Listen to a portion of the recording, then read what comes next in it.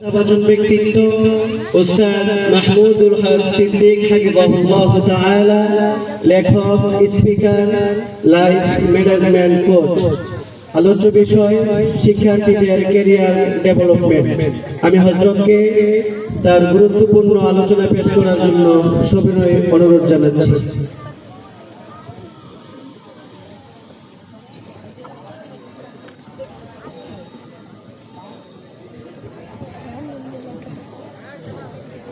السلام عليكم ورحمة الله.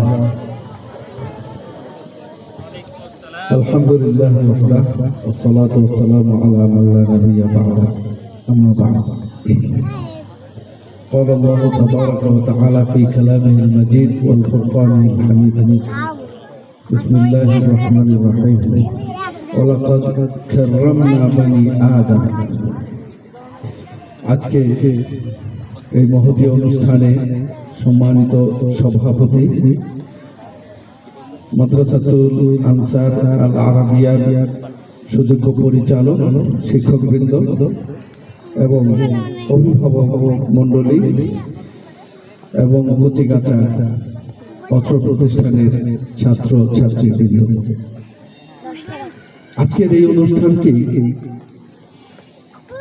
শুধুমাত্র একটি বিষয়কে কেন্দ্র করে, সেটি হলো আপনার একমাত্র স্বপ্ন। একেবারে আপনার জীবনে যদি প্রশ্ন করা হয় যে টোটাল জীবনে আপনার সকল স্বপ্নকে একটা বিন্দুতে কেন্দ্রীভূত করার জন্য যে এই বিষয়টি ছাড়া আপনার জীবনে এই মুহূর্তে আর কোনো গুরুত্বপূর্ণ বিষয় নেই, তাহলে একটি বিষয় বের হয়ে আসবে, সেটি হলো আপনার সন্তান, তাকে মানুষ করা। এবং এর দ্বিতীয় কোনো পয়েন্ট এই মুহূর্তে আপনার জীবনে বের হয়ে আসবে না, সেটাই সবচেয়ে সত্য কথা। আর সেই সন্তানকে কেন্দ্র করে তাকে কিভাবে পরিচর্যা করে মানুষ করতে হবে, সেই বিষয়টিকে কেন্দ্র করে আজকের এই মহতী আয়োজন। সেজন্য অত্র প্রতিষ্ঠানের পরিচালক মহোদয়কে এত গুরুত্বপূর্ণ একটি বিষয়কে কেন্দ্র করে সুন্দর একটি অনুষ্ঠানের আয়োজন করার জন্য আমি আবারও মোবারকবাদ এবং ধন্যবাদ জানাচ্ছি। আমি একটি প্রশ্ন করছি অভিভাবক এবং অভিভাবিকাদেরকে। প্রশ্নটা সহজ, একটু উত্তর যদি দেন তাহলে আমি কথা বলতে আমার জন্য সহজ হবে। ধরুন আপনাকে কেউ না কেউ একটা খুব দামি গাড়ি উপহার দিল। ধরুন বাংলাদেশের প্রেক্ষাপট অনুযায়ী দামি গাড়ি মার্সিডিজ হতে পারে। মার্সিডিজ একটা গাড়ি আপনাকে উপহার দেওয়া হলো। এই গাড়িটার সাথে আপনি কি আচরণ করবেন একটু খেয়াল করে দেখেন। গাড়িটা পাওয়া মাত্রই আপনি কি গাড়িটা চালানোর জন্য চেষ্টা করবেন? নো। অথচ গাড়িটা কোটি টাকা দাম। বাংলাদেশের প্রেক্ষাপট অনুযায়ী সবচেয়ে দামি একটা গাড়ি। সেই গাড়িটা আপনাকে গিফট করা হলো। এই গাড়িটার টোটাল মালিক এখন আপনি, কিন্তু গাড়িটা কি পাওয়া মাত্রই আপনি কি গাড়িটা চালানোর জন্য চেষ্টা করবেন? কেন করবেন না? কেন করবেন না? কারণ গাড়িটা দামি এবং প্রত্যেকেই চায় যে তার একটা গাড়ি থাকুক। এটা না জায়েজ না, বরং গাড়ি থাকাই উচিত। রাসূলের সুন্নাত এটাই, একটা সওয়ারি থাকা উচিত। কিন্তু গাড়িটা দামি হওয়া সত্ত্বেও আপনি চাচ্ছেন তা চালানোর জন্য, এবং আপনার ড্রিম কারও হতে পারে, কিন্তু এরপরেও আপনি গাড়িটা চালাবেন না, কারণ আপনি চালানো জানেন না। যদি চালাইতে যান তাহলে একটা রেজাল্ট আসবে, সেটা কি? ধরেন আপনি গাড়িটা চালানোর জন্য বসেছেন স্টিয়ারিং এ, আপনি ড্রাইভারের সিটে বসে গাড়িটা চালানো শুরু করেছেন, রেজাল্ট কি আসবে? অ্যাক্সিডেন্ট, নিশ্চিত অ্যাক্সিডেন্ট আসবে। গাড়িও নষ্ট হবে, আপনি নষ্ট হবেন। গাড়িও ধ্বংস হবে, আপনি আহত নিহত হওয়ার সম্ভাবনা আছে। ঠিক না? ঠিক। আরেকটা কথা বলতেছি, ধরুন আপনি একটা বাড়ি করবেন, একটা বিল্ডিং বানাবেন, তো এটা সবারই প্রয়োজন এবং স্বপ্ন দুইটাই। একটা বাড়ি থাকা, যাদের আছে তারা অনেক বড় নিয়ামতের অধিকারী, যাদের নেই তাদের আল্লাহ তৌফিক দান করুক সুন্দর একটা বাড়ি করার জন্য। ধরুন আপনি আপনার স্বপ্নের একটা বাড়ি তৈরি করবেন, দুতলা তিনতলা যেটাই হোক, অথবা তার চেয়েও বড় বহুতল বিশিষ্ট। বাড়িটা আপনার আপনার স্বপ্ন অনুযায়ী, আপনার ডিজাইন অনুযায়ী করা হবে, কিন্তু বাড়িটা টাকাও আছে আপনার, ম্যানেজ হয়েছে টাকা, কিন্তু আপনি কি বাড়িটা সরাসরি নির্মাণ করা শুরু করে দিবেন না কি করবেন? কার কাছ থেকে নেবেন পরিকল্পনা? Right right right, thank you. যিনি বাড়ি নির্মাণের ব্যাপারে পড়াশোনা করেছেন, প্রকৌশলী ইঞ্জিনিয়ার, তার কাছ থেকে আপনি কি নেবেন? শুধু পরামর্শই না, টাকা পে করে আপনি বাড়ি নির্মাণের প্রোফাইল তৈরি করবেন, ডিজাইন তৈরি করবেন, সে লেআউট দিবে, 3D, এখন 3D ডিজাইন দিয়ে দিবে যে এই হলো আপনার বাড়ি। বাড়িটা জায়গাতে তৈরি হওয়ার আগেই আপনাকে কমপ্লিট একদম বাস্তব ছবি দিয়ে দিবে যে এটা হলো আপনার বাড়ি। এরপরে বাজেট দিবে, এত রড লাগবে, এতগুলো আপনার সিমেন্টের প্যাকেট লাগবে, এইভাবে। এই পরিকল্পনার বাইরে আপনি যেতে পারেন না। আপনি চাইলেও ইঞ্জিনিয়ার যেতে দিবে না, যে বাড়িটার আপনার না হলে সেটার ইয়া নষ্ট হয়ে যাবে, এটার যে ধারণ ক্ষমতা আছে, লাইবিলিটি আছে, মানে সেটা নষ্ট হয়ে যাবে। এখন ঘটনা হলো আপনার স্বপ্ন কিন্তু আপনি আপনার মতো বাস্তবায়ন করতে পারছেন না। কারণ কি? এই বিষয়ে আপনি জানেন না।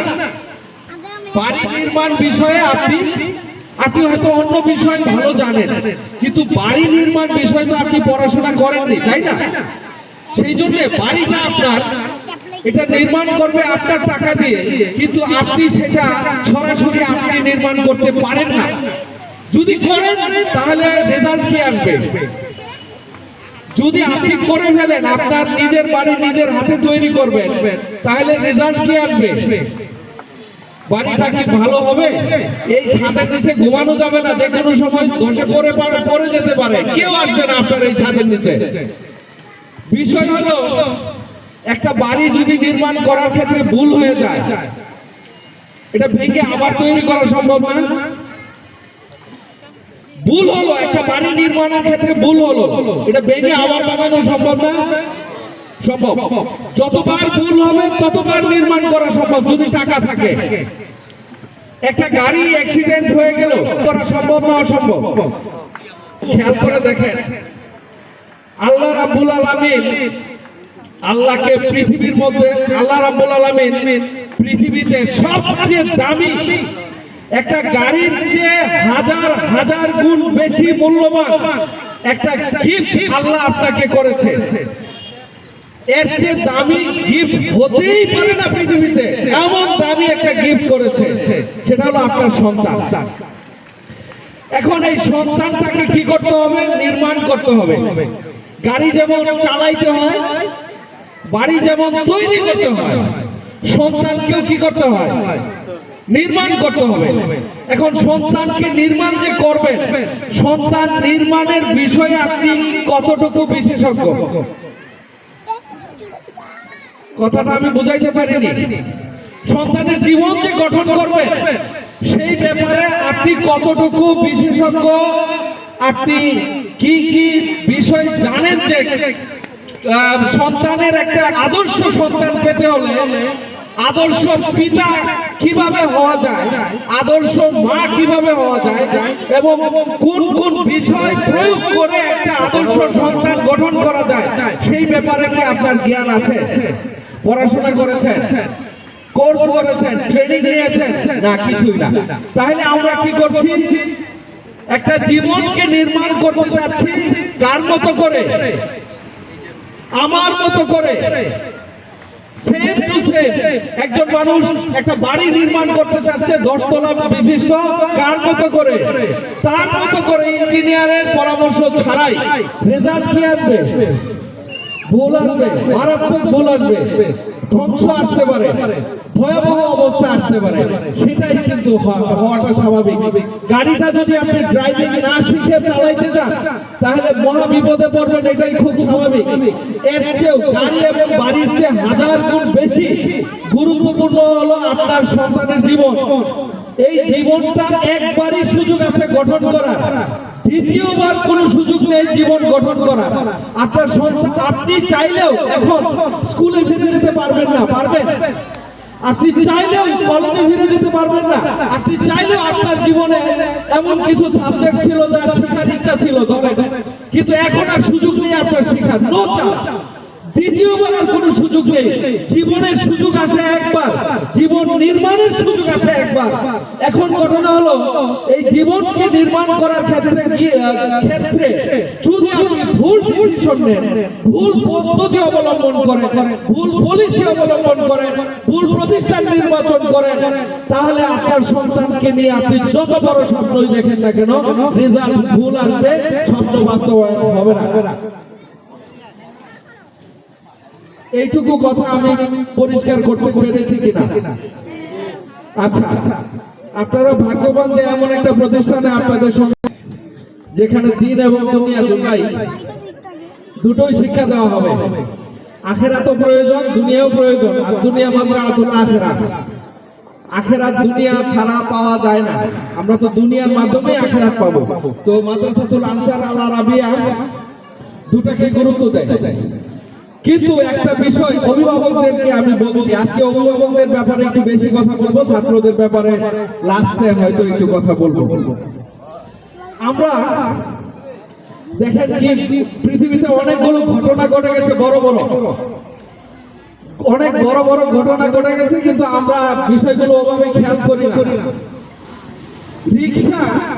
রিক্সার মধ্যে পরিবর্তন আসছে। আগে রিক্সা শুধু পেট্রোলে চলতো, এখন রিক্সা মোটরে চলে, তাই না? রিক্সার মধ্যে পরিবর্তন এসেছে, জীবনের প্রত্যেকটা জায়গায় পরিবর্তন এসেছে। আমাদের হাতে এখন মোবাইল ফোন চলে এসেছে, আরো কত কিছু পরিবর্তন। কিন্তু একটা জায়গা আগের মধ্যে রয়ে গেছে, যেই জায়গাটা পরিবর্তন হয় নাই। অথচ পৃথিবীর অন্য যে কোনো জায়গা পরিবর্তনের প্রয়োজন ছিল না, এই জায়গাটা প্রয়োজন ছিল, সেই জায়গাটাই অপরিবর্তিত রয়ে গেছে, আর সবকিছু পরিবর্তন হয়ে গেছে। কেমন?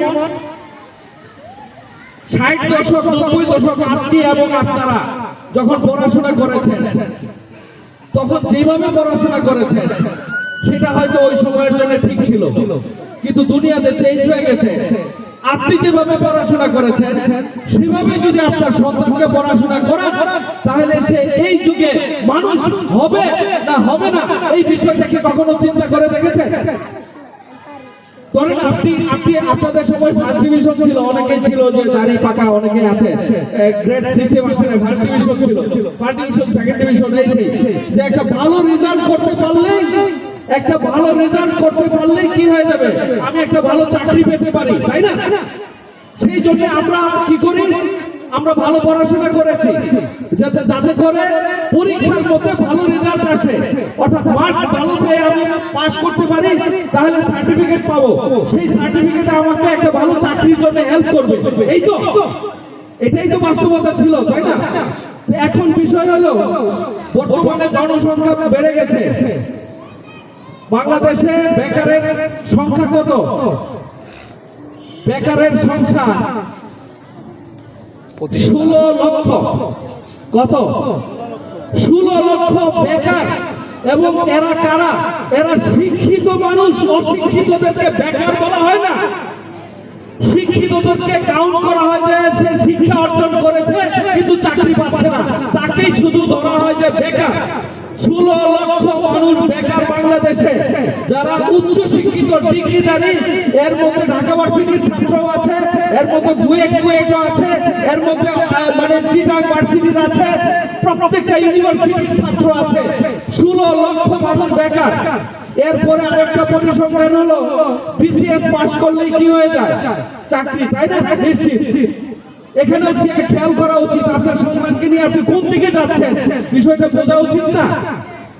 বিষয় হলো বাংলাদেশের বিসিএস পরীক্ষা দেয় কতজন? জানেন কখনো? একটু খেয়াল করা উচিত। খালি পড়াচ্ছেন আর পড়াচ্ছেন, কোন দিকে নিয়ে যাচ্ছি সন্তানকে সেটা খেয়াল করতে হবে না? বাংলাদেশে বিসিএস পরীক্ষা দেয় প্রতি বছর 6 লক্ষ মানুষ। কত মানুষ? 6 লক্ষ মানুষ পরীক্ষা দেয় বিসিএস পরীক্ষার্থী। তার মধ্যে নেওয়া হয় কত? মাত্র 2000। কত? 2000 মানুষ। 2000কে চাকরি দেওয়া হয় কত জনের মধ্যে? 6 লক্ষের মধ্যে মাত্র 2000কে চাকরি দেওয়া হয়। বাকিরা কোথায়? এটা কি পার্সেন্টেজ হিসাবে আসছে যে শতকরা একজন পাইছে? শতকরা হিসাব কিন্তু না। 6 লাখের মধ্যে 2000। শেখ হাসিনা সরকার সবচেয়ে বেশি দিয়েছিল 2023 সালে, 3000 দিয়েছিল। শেখ হাসিনা সরকার 3000 দিয়েছিল 6 লক্ষের মধ্যে, আর এর আগ পর্যন্ত শুধু 2000 নেওয়া হয়, এর বেশি না। তো এখন ঘটনা হলো বিসিএস যেটা একমাত্র চাকরির ভ্যাকেন্সি, যেখানে নিশ্চিত আপনার সন্তান চাকরি পাবে, সেই রাস্তাটাও কিন্তু বন্ধ। এখন কথা হলো, আপনি যে সন্তানকে ভালো করে পড়ালেখা করো, করলেই যে তুমি কি হয়ে যাবে, তোমার লাইফ দাঁড়ায় যাবে, এই বিষয়টা নিয়ে আপনি বসে আছেন। আর লাস্টে যায় 16 লক্ষ বেকার, যারা আপনার সন্তানের চেয়েও ভালো পড়াশোনা করেছে, যাদের বাবা মা আপনার চেয়েও বেশি চেষ্টা করেছিল। আর বিসিএস ক্যাডার যারা হতে যাচ্ছে, তারা অবশ্যই আপনার চেয়ে বেশি চেষ্টা করেছে, তারাও কিন্তু ব্যর্থ হচ্ছে। শেষ পর্যন্ত বেকারত্ব মাথায় নিয়ে মানুষ ঘুরায় মানে রাস্তায় রাস্তায় কান্না করতেছে। এখন আপনার সন্তানের ব্যাপারেও কি আপনি সেই বেকারের দলে নিয়ে আপনার সন্তানকে যুক্ত করবেন, নাকি ভিন্ন কোনো রাস্তা আছে সেটাও চিন্তা করা উচিত। গঠন করার ক্ষেত্রে চিন্তা করতে হবে না? হ্যাঁ, অফকোর্স।